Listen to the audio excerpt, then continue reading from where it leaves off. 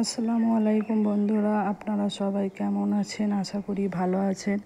আজ আমি আপনাদের সাথে শেয়ার করব চিকেন স্যাটের রেসিপির জন্য আমি সর্বপ্রথম 250 গ্রাম বোনলেস চিকেন টুকরো টুকরো করে কেটে নিয়েছি, ভালো করে ধুয়ে।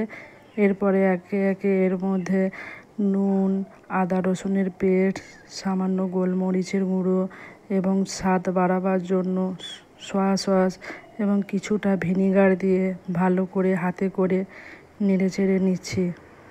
এরপরে এটিকে আমি একটি ঢাকনার সাহায্যে 20 মিনিট রেস্টে রাখবো।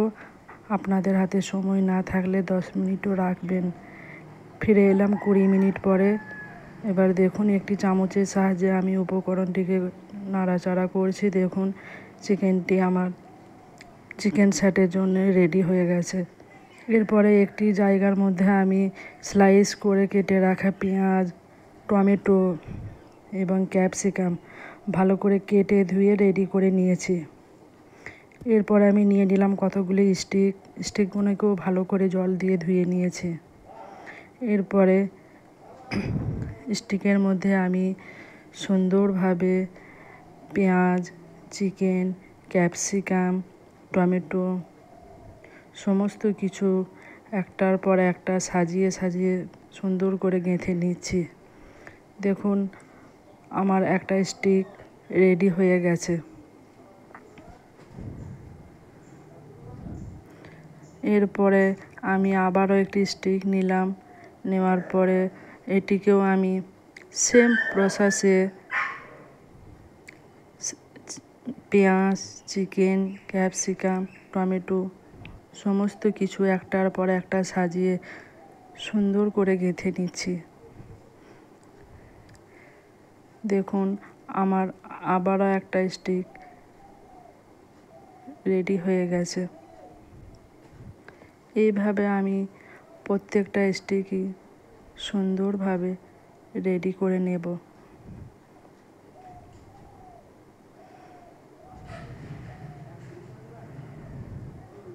দেখুন, আমার স্টিকগুলো কত সুন্দরভাবে রেডি হয়ে গেছে। এরপরে আমি একটা কোটিং বানানোর জন্য একটি পাত্রের মধ্যে 2 চামচ ময়দা, 1 চামচ কর্নফ্লাওয়ার পাউডার এবং পরিমাণ মতো নুন এবং গোলমরিচের গুঁড়ো দিয়ে মিশ্রণটিকে চামচের সাহায্যে ভালোভাবে মেখে নিচ্ছি। এরপরে সামান্য পানি দিয়ে আমি এটিকে ভালোভাবে মেখে নেব। বন্ধুরা, একটা জিনিস খেয়াল করতে হবে, মাখার সময় যেন জলের পরিমাণটা একেবারেই বেশি দিয়ে দেবেন না, তাহলে মিশ্রণটি পাতলা হয়ে যেতে পারে। সেজন্য অল্প অল্প করে পানি দিয়ে বারে বারে মেখে নিতে হবে। মিশ্রণটি যাতে খুব পাতলা বা খুব গাঢ় না হয়ে যায়। দেখুন, আমি নেড়ে চেড়ে ভালো করে মিশ্রণটিকে রেডি করে নিয়েছি।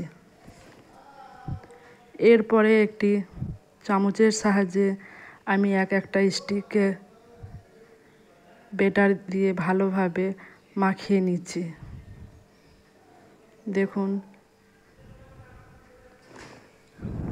স্টিকটা আমার রেডি হয়ে গেছে। আবার একটা স্টিক নিয়ে বেটারটাকে ভালোভাবে লাগিয়ে নিচ্ছি। সেম প্রসেসে আমি সমস্ত স্টিকগুলোর গায়ে আমি এই বেটারটা লাগিয়ে নেব। দেখুন, আমার এদিকে কমপ্লিট। এরপরে আমি গ্যাস ওভেনে একটা ফ্রাই প্যান চাপিয়ে এর মধ্যে সামান্য পরিমাণ সাদা তেল দিলাম। এরপরে এর মধ্যে আমি কিছুটা পরিমাণ কুচনো রসুন দিলাম। এরপরে খুন্তির সাহায্যে রসুনটিকে হালকা নেড়ে চেড়ে ভেজে নিলাম।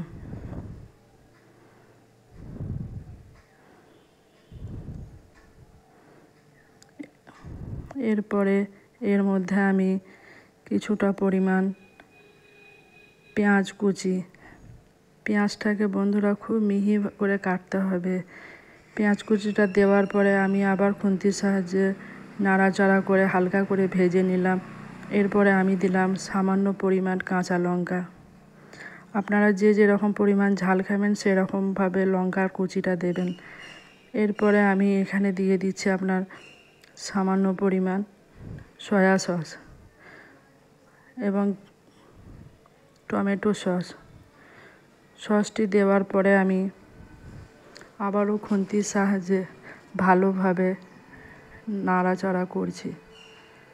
সামান্য নাড়াচাড়া করার পরে দেখুন দিলাম সামান্য পরিমাণ নুন। আবারও এটিকে আমি খুন্তির সাহায্যে নেড়ে চেড়ে দিলাম। এরপরে একটি বাটির মধ্যে 1 চামচ কর্নফ্লাওয়ার পাউডার নিয়ে 1 বাটি জল আমি রেডি করে নিলাম। এরপরে ওই জলের মিশ্রণটি উপকরণের সাথে মিশিয়ে দিলাম। এখন দেখুন একটা স্টিক নিয়ে আমি ফ্রাই প্যানের মধ্যে দিচ্ছি। স্টিকগুলোকে একটি উল্টে পাল্টে নেড়ে চেড়ে ভালোভাবে দেব, যাতে সমস্ত সসের উপকরণটা স্টিকের মধ্যে প্রবেশ করতে পারে, তাহলে খেতে অনেকটাই টেস্টি হবে। তো বন্ধুরা, একটা কথা আপনাদের বলে রাখি, আপনারা চাইলে স্টিকগুলোকে বেটার লাগাবার পরে তেলে কিছুটা ভেজে নিতে পারেন, কিন্তু আমি এখানে ভাজিনি, যেহেতু আমরা ভাজা খাবো না, সেই জন্য আমি একেবারে সসটা রেডি করে সসের মধ্যেই দিয়ে দিচ্ছি। দেখুন আবারও একটা আমি স্টিক দিয়ে সসটাকে ভালোভাবে গায়ে লাগিয়ে এপিট ওপিট করে নাড়াচাড়া করে নিচ্ছি। দেখুন সমস্ত স্টিকগুলো আমার সুন্দরভাবে ফ্রাই প্যানের মধ্যে দেওয়া হয়ে গেছে এবং খুন্তির সাহায্যে একটু নাড়াচাড়া করে দিচ্ছি। এরপরে আমি একটা ঢাকনার সাহায্যে ফ্রাই প্যানটিকে চাপা দিয়ে দেব কিছুক্ষণের জন্য। আঁচটাকে একদম লো ফ্লেমে রাখতে হবে, যেন পুড়ে না যায়। 10 মিনিট এটি লো ফ্লেমে রেখে দিলে দেখবেন খুব সুন্দরভাবে এটি সেদ্ধ হয়ে যাবে। দেখুন 10 মিনিট পরে আপনাদের খুলে দেখাচ্ছি। দেখুন আমার কত সুন্দর চিকেনগুলো সব রেডি হয়ে গেছে। আবারও খুন্তির সাহায্যে আমি নাড়াচাড়া করে দিচ্ছি। তো বন্ধুরা, আমরা চিকেন স্যাটে কম বেশি সকলেই পছন্দ করি, ছোট থেকে বড়। তো বাজার থেকে না কিনে আসুন না, আমরা এই পদ্ধতিতে বাড়িতে একবার ট্রাই করে দেখি, অবশ্যই ভালো লাগবে। তো এই রকম নিত্য নতুন ভিডিও পেতে হলে আমার চ্যানেলটিকে অবশ্যই সাবস্ক্রাইব করে পাশে থাকবেন এবং এই ভিডিওটিকে লাইক, কমেন্ট ও শেয়ার করার চেষ্টা করবেন। এবার দেখুন স্যাটেটাকে আরও মজাদার ও দেখতে সুন্দর লাগার জন্য আমি ওপর থেকে কিছুটা সাদা তিল ছড়িয়ে দিলাম। আমার চিকেন স্যাটে রেডি। এবার এটিকে গরম গরম পরিবেশন করতে হবে। আল্লাহ হাফেজ।